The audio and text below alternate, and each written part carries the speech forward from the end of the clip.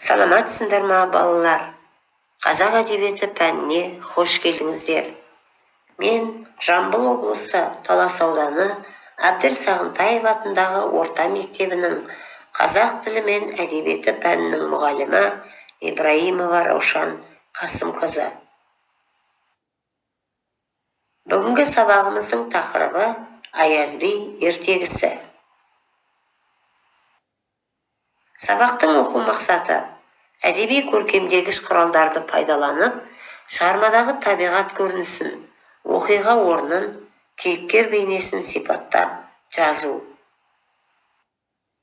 Сабақ мақсаттары: барлық оқушылар көркемдегіш құралдарды тиімді пайдаланады, табиғат көрінісін, оқиға орны мен кейіпкер бейнесіне қарай сипаттап жазады.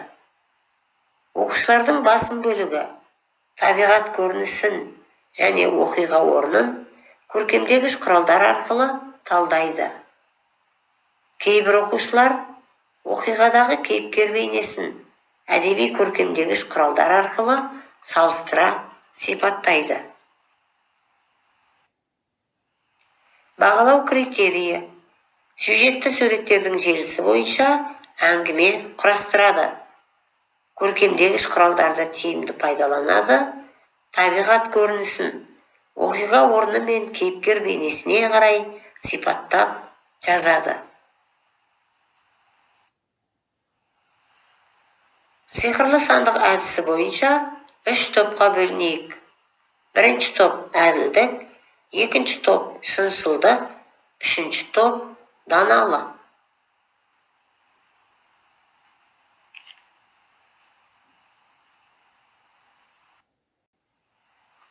Ой-түрткі сұрақтарына жауап берейік. Халық ауыз әдебиеті дегеніміз не?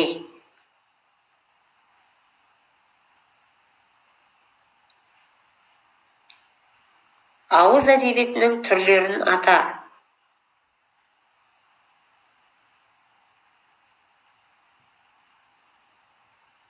Ертегінің қандай түрлері бар? Аяз би ертегінің қай түріне жатады?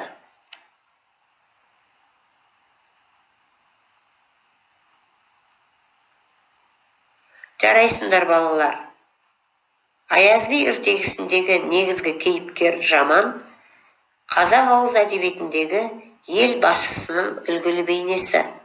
Ол қарапайым, парасатты, адал, шыншыл, көреген, тапқыр, қайырымды, қанағатшыл. Бұл қарапайым халық бұқарасының елді осындай адам басқарса деген арманынан туған бейне.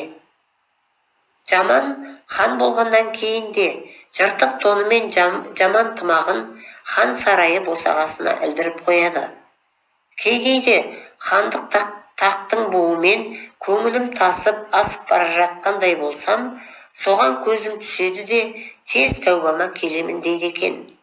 Сөйтіп ол жыртық тоны мен жаман тымағын көрген сайын тәубасына жаңылмай, өзіне өзі Аяз би әліңді біл, құмырсқа жолыңды біл деп отыратын болған.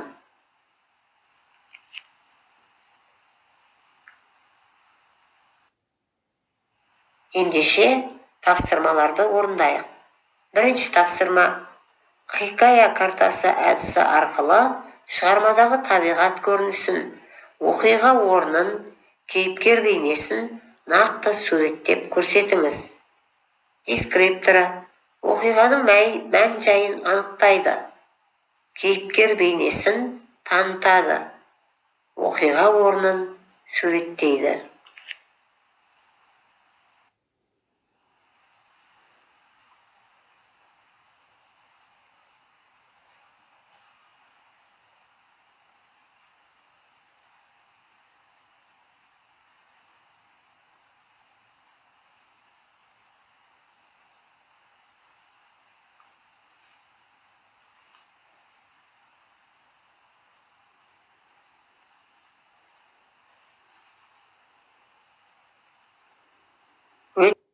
Балалар.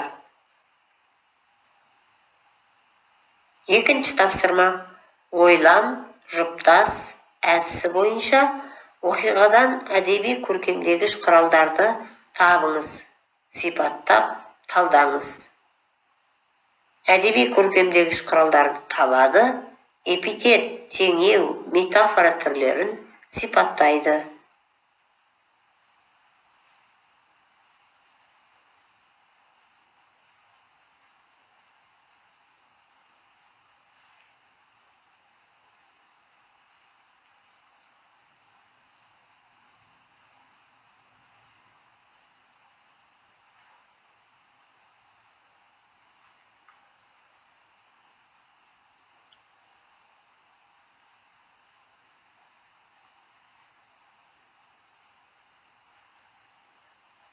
Тапсырманы орындағанымызды бағдаршам түсі бойынша көрсетеміз.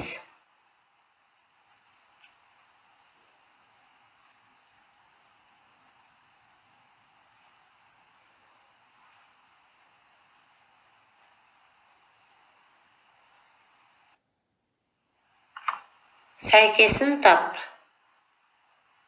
Кестеде берілген оқиғаларға кестенің екінші бағанындағы мақал-мәтелдерді сәйкестендіреміз.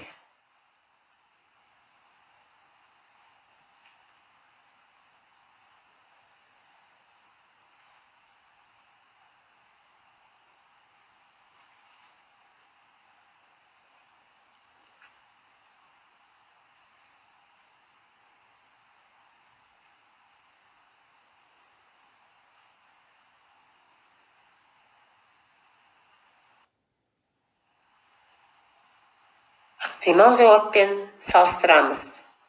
Құстың, шөптің, адамның жаманын табуға ханның жұмсауы.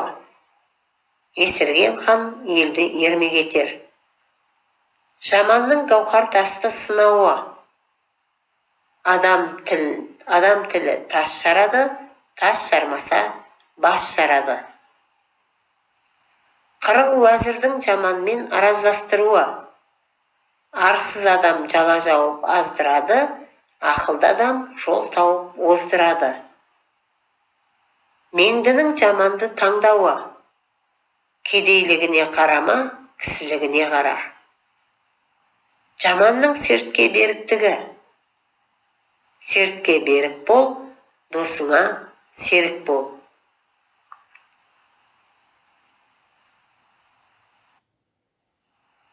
Үшінші тапсырма. Кубизм әдісі бойынша мәтіннен кейіпкер бейнесін табыңыз. Салыстырыңыз, суреттеңіз, зерттеңіз. Тапсырма шарттары: табады, суреттейді, салыстырады, зерттейді. Дескрипторы: кейіпкер бейнесін табады, салыстырады, суреттейді, зерттейді. Ойын нақты жеткізеді.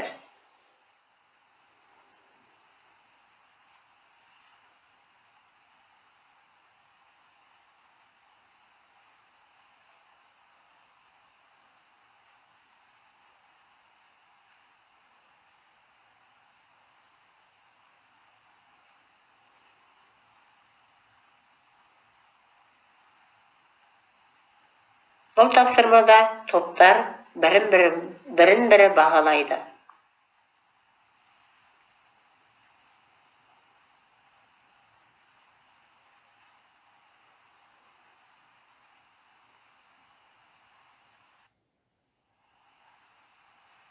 Бір минуттағы ой әдісі бойынша әр топ өздерінің бүгінгі сабақ туралы өз ойларын бір минут ішінде жеткізеді.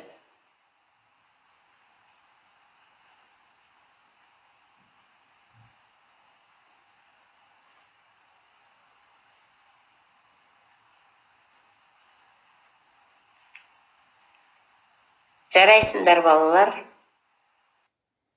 Біз бүгінгі сабақта көркемдегіш құралдарды пайдалана отырып, кейіпкерлерге сипаттама бердік.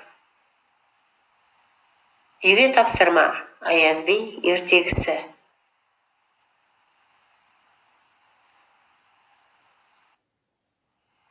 екі жұлдыз бір тілек әдісі бойынша кері байланыс жүргізіледі.